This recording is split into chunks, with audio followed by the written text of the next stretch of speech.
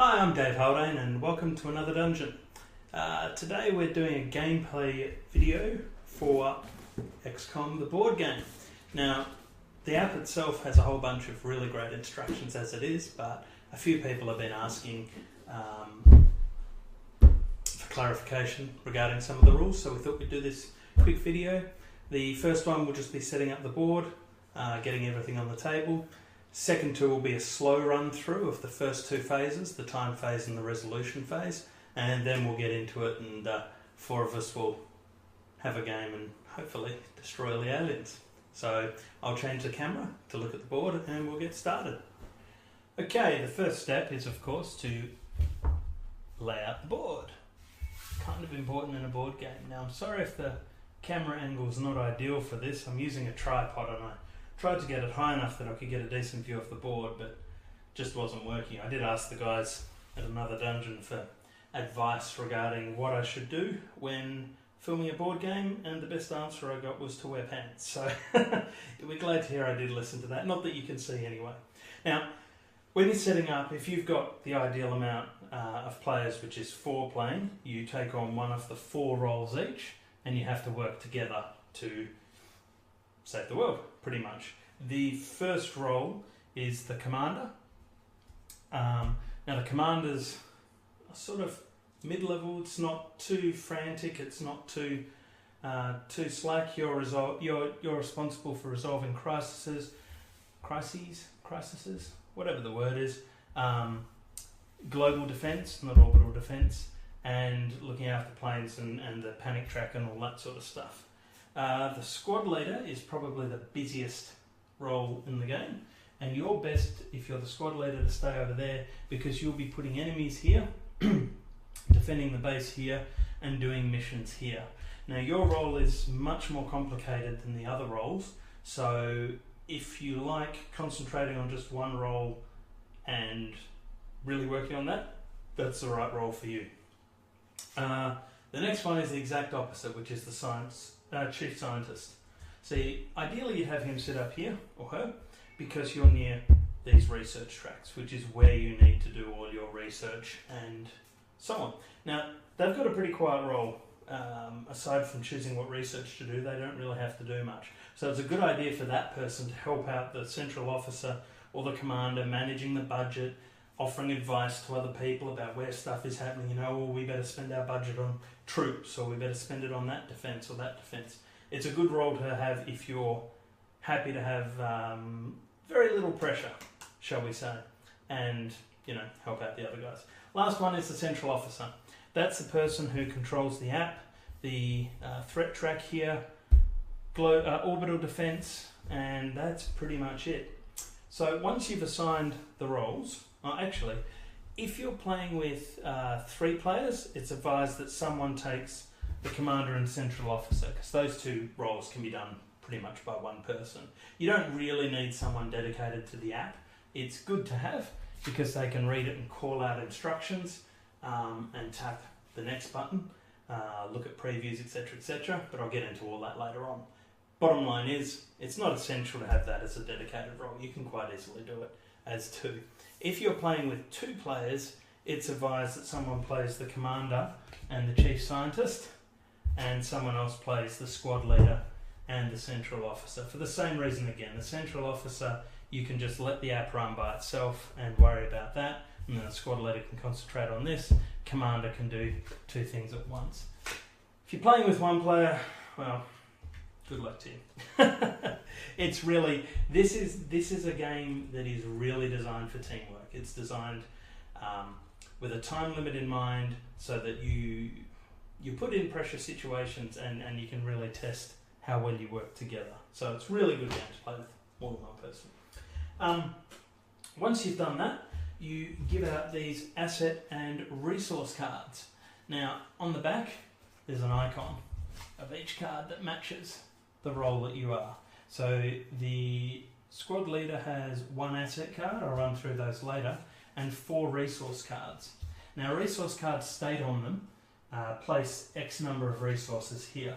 So that's 2 heavies, 2 snipers, 2 support, and 2 assault. So, What have we got here? We've got 2 support, 2 heavies, 2 assault, and 2 snipers. Now, you've actually got 3 of each in the game, so the remaining ones go here, which is the reserve pool. Much like in the computer game, your guys will die, and when they do, you just hire your guys and start training them up again. Next up, we've got the the chief scientist. I don't know why I keep going to call him the wrong thing. He's got 3 asset cards, and 1 thing which gives you scientist tokens. These are scientists that you can assign to research, research new armor, analyze salvage, etc., etc. Pretty much the same as the game.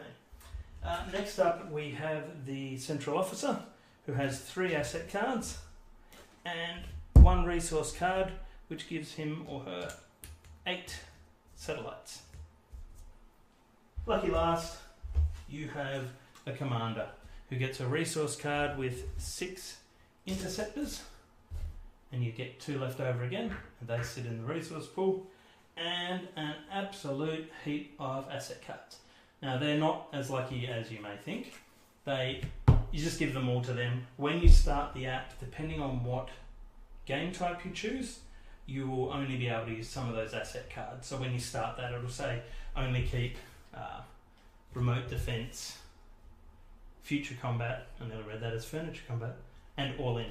So the rest of them get put back in the box for that game. Next up, you want to make a stash somewhere of all your success tokens, and if I can get them all, oh, I love these things.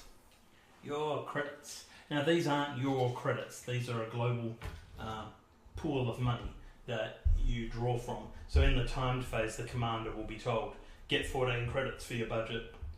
With that in mind, I'd recommend you keep them in stacks of, say, maybe 5, just to make it easier when you have to draw, say, 13 tokens. You just grab 2 stacks of 5 and 1 stack of 3. Whatever you want though, it's up to you. I don't normally put them that close to the board, but again, camera angle, etc., etc. Once you've done that, you take the threat token and place it on the number 1. That's what the threat token looks like. And you take the base damage token and place it down on the blue meter on the track damage there. The chief scientist then takes the asset cards and shuffles them. I won't try and do anything fancy because I'm no good, and then just places them nearby.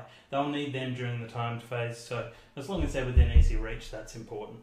The commander then grabs all the crisis cards, shuffles them as well, and then puts them close by, but probably close to this symbol on the map, because when you draw them, you'll draw 2, choose 1, that's active, that's a discard pile. So it does make it faster if you have it right nearby. The last thing you want to do is for your squad leader to grab all these mission cards. Again, shuffle these, and nice positioning, Dave. Ideally you want to place them close by, but as with the other ones, close to the missions here. Same reason. You'll draw 2 missions, go, I want to do that mission, that's a discard pile. So, but it's up to you where you put them. Doesn't really matter, the end result's going to go there regardless. Actually, one thing I forgot to mention with the central, commander, is they've got this card called emergency funding. Now that's actually a resource card, so that is supposed to start with 10 credits sitting on it. That's emergency funding that you can draw on throughout the game. It doesn't automatically replenish, so it's once-off use, but I haven't come across any game modes yet where you don't get emergency funding. That could just be because I played all the same game modes though.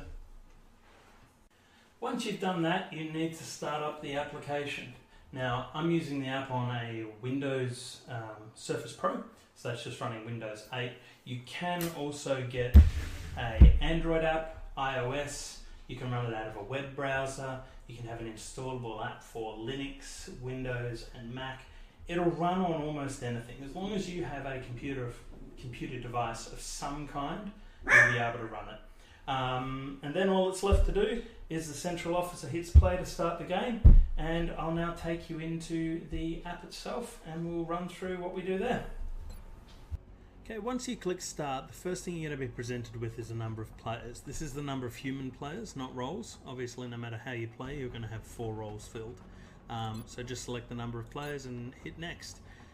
Next, you pick the difficulty. Now, aside from the frequency of UFOs, aliens, time taken to get the final mission, etc., etc., they also affect the amount of pause time you have. During the timed phase, you can actually pause the game. On normal, hard, and expert, that time that you're able to pause is limited, and in tutorial and easy, you can pause for as long as you wish.